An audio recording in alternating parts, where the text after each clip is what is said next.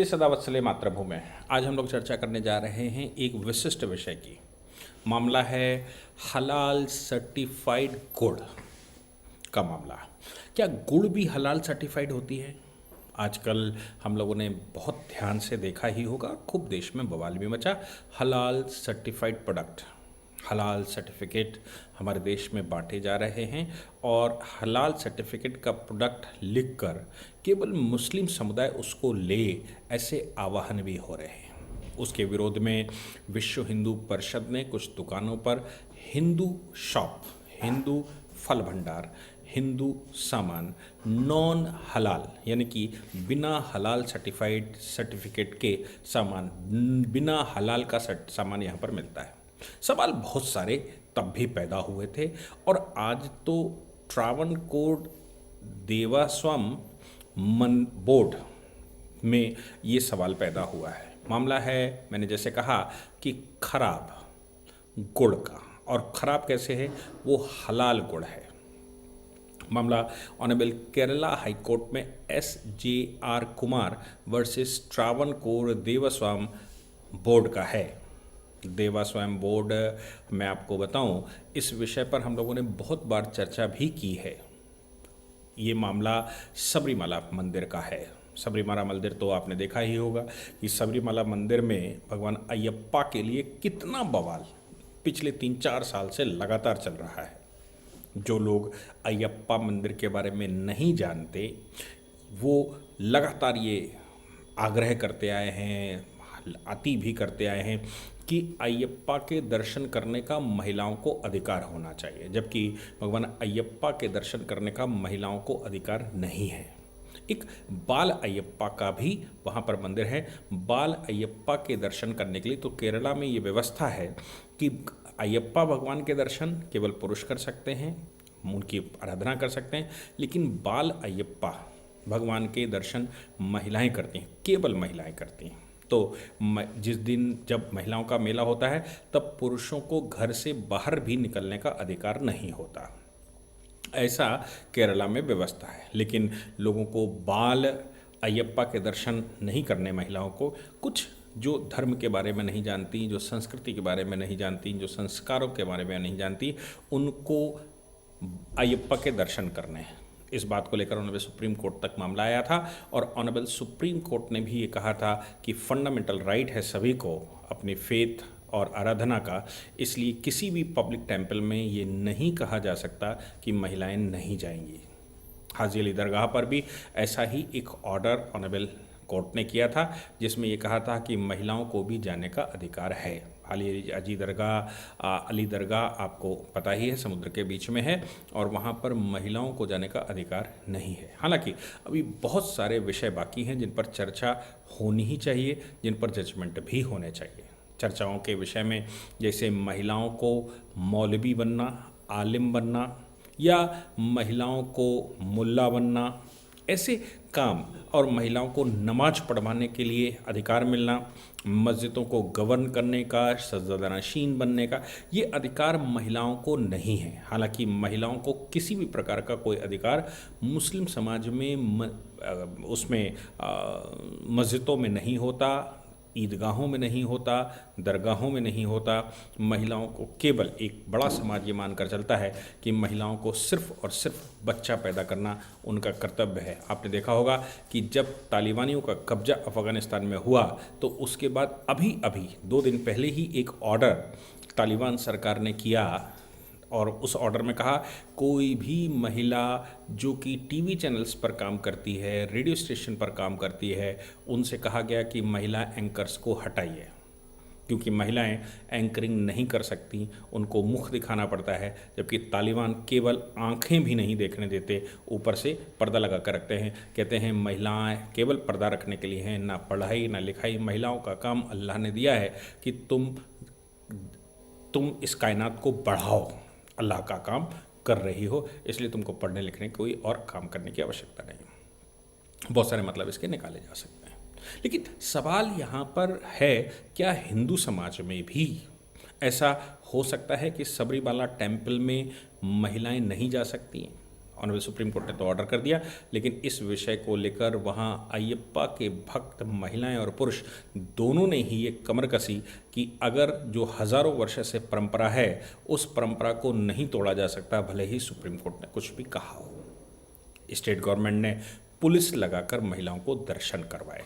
State government की मैं बात करता हूँ तो विजयन सरकार की बात करता हूँ, और विजयन सरकार ने ये कहा कि सुप्रीम कोर्ट का ऑर्डर था इसलिए।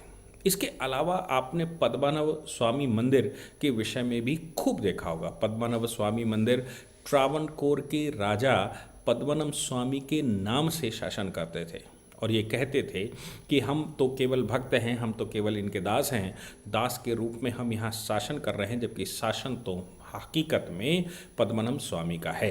उस मंदिर में खजाने की के प्रमाण हैं। उस मंदिर में अव्यवस्था के प्रमाणों की बात कही गई।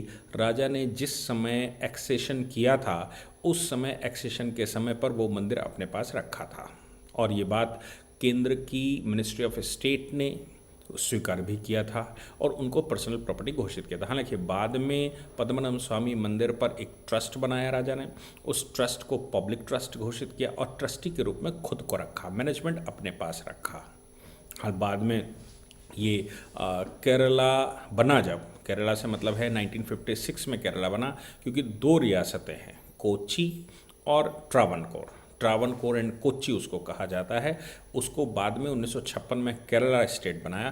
केरला स्टेट ने केरला देवदासन बोर्ड बनाया और देवदासन बोर्ड, उसको ट्रावणकोर देवदासन बोर्ड भी कहते हैं, उसको बनाया और बनाने के बाद इन मंदिरों को, जो केरला की समृद्ध विरासत हैं, इन मंदिरों को उस बोर्ड में डाला। इस बात का विवाद लगातार सुप्रीम कोर्ट में चल रहा है और सुप्रीम कोर्ट ने अभी हाल ही में ये जजमेंट दिया था कि पद्मनाभ स्वामी मंदिर का मैनेजमेंट राजा के परिवारों को ही जाता है और राजा के परिवारों को ही करने का अधिकार है, राज्य सरकार को उसको अपने कब्जे में लेने का अधिकार नहीं है।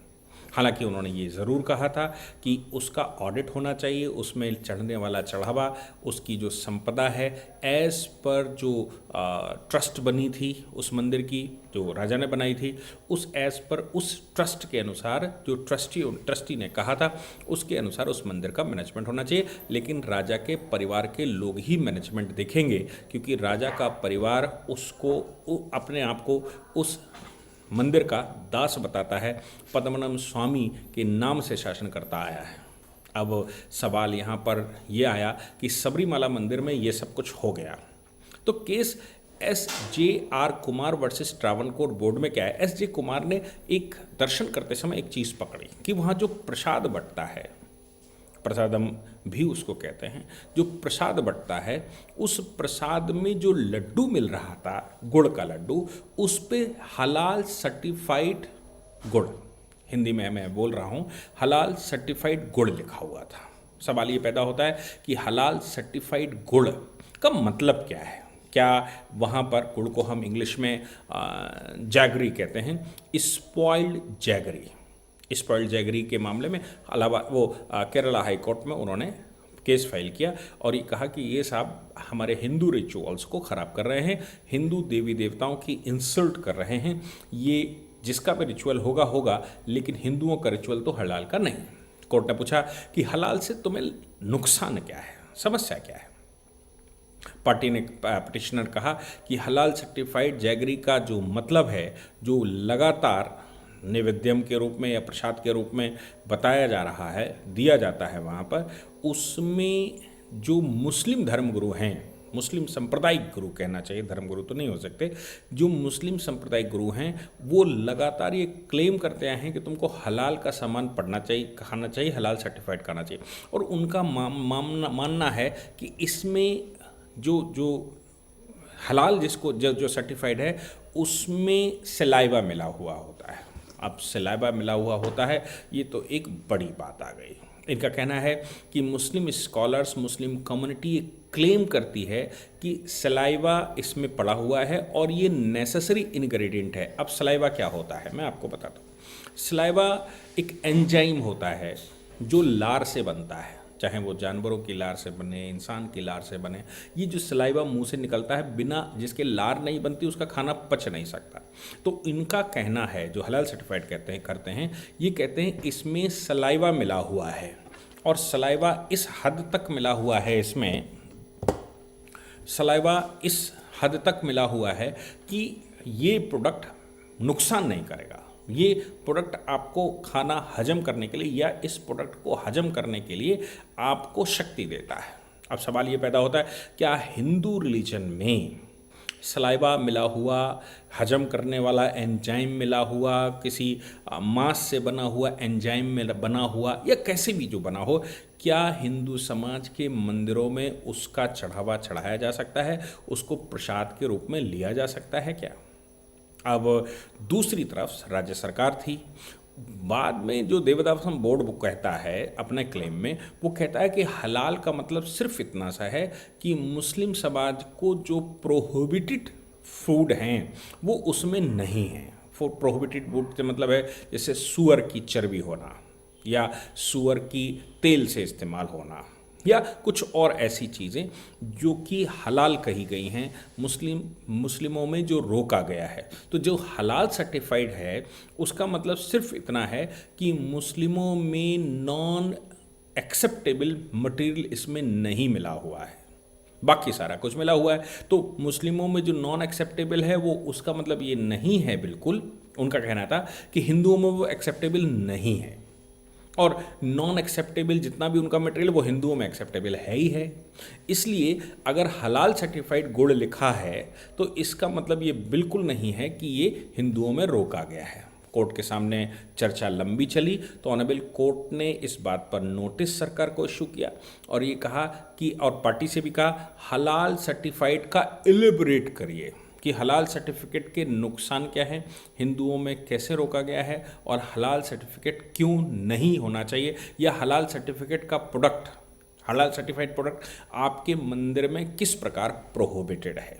इस बात का नोटिस इशू किया। हालांकि वो बड़ा केस है, पूरे राज्य में इस बात पर चर्चा है कि हलाल सर्टिफाइड क्या है, लेकिन मेरा मानना ये है कि जब आस्था का प्रश्न है तो आस्था के प्रश्न में ये क्यों कहना कि हलाल सर्टिफाइड इस्तेमाल हो सकता है। हम कह सकते हैं कि नहीं, हिंदुओं की आस्था का प्रश्न है और हलाल सर्टिफाइड का कोई मतलब यहाँ पर नहीं होता। ये पार्टियां भी कह रही हैं कि सब हलाल सर्टिफिकेट का कोई मतलब नहीं होता, हलाल सर्टिफाइड प्रोडक्ट का मतलब है किसी मुस्लिम ने बनाया हुआ है।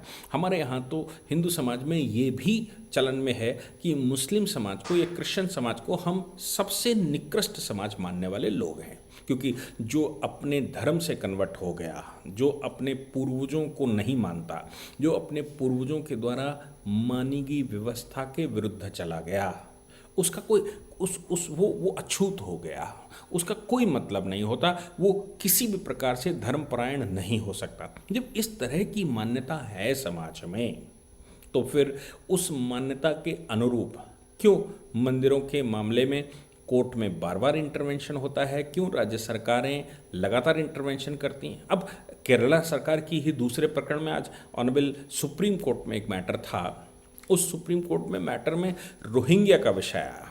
तो देखिए राज्य सरकार क्या कह रही है।